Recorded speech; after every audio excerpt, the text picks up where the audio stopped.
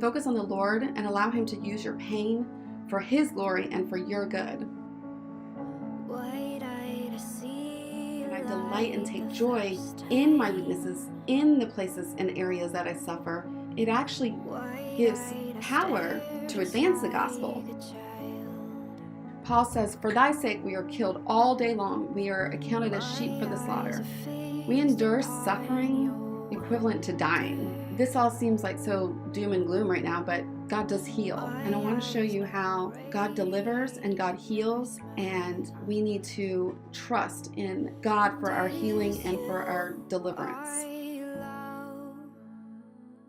Satan was using the religious leaders to put Paul in jail so that he literally physically could not teach the gospel, the good news that Jesus had died and rose again, so that if we believe in him, then we can live eternity with Christ.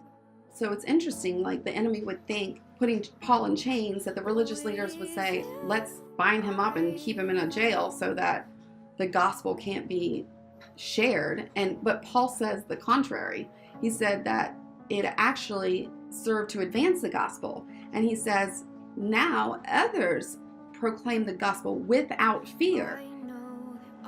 God providing will turn out for his deliverance. Your voice, it dissipates all fear. The disciples tried to cast this demon out from a boy. The father brought him to Jesus, and Jesus cast the demon out of the boy, and he says, how long must I be with you?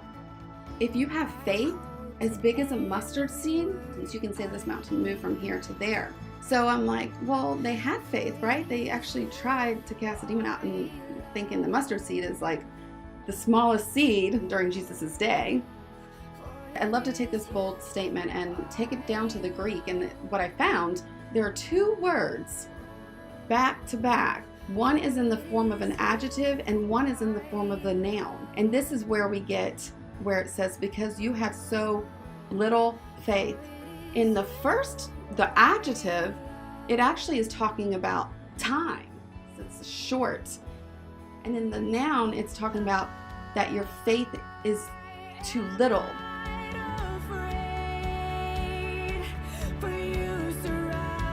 I think what's cool is to see how Paul, when he was in chains and he was living in faith, he not only had faith that I know that these prayers that you've all prayed for me will turn out for my deliverance. So his faith is not only strong, but it's also in there fully. And for that period of time, however long he was in prison, until he was actually delivered.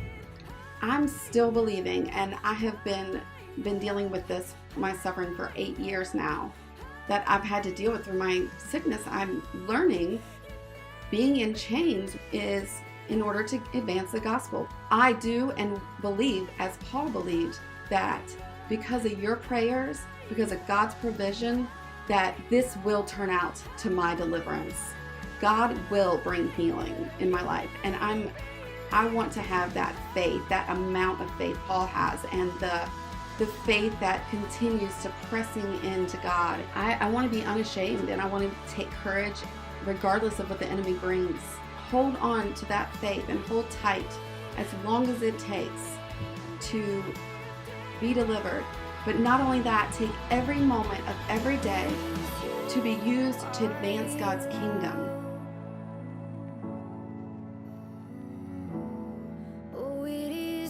I actually heard about this baseball player, Lou Gehrig, in a show I was watching, and I was like, wait, that's the same Lou Gehrig, Lou Gehrig's disease, ALS.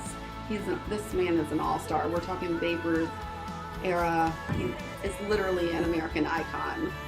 At the end of his seasons, when he, after he quit, his manager says to Lou Gehrig in tears, he says, Lou, what else can I say except that it was a sad day in the life of everybody who knew you when you came into my hotel room that day in Detroit and told me you were quitting as a ball player because you felt a hindrance to the team. You were never that. That just brought me to tears, because I want you to know you're not a hindrance. You're an inspiration.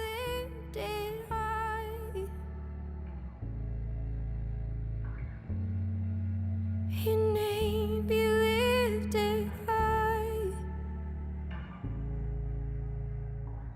Jesus, be glorified.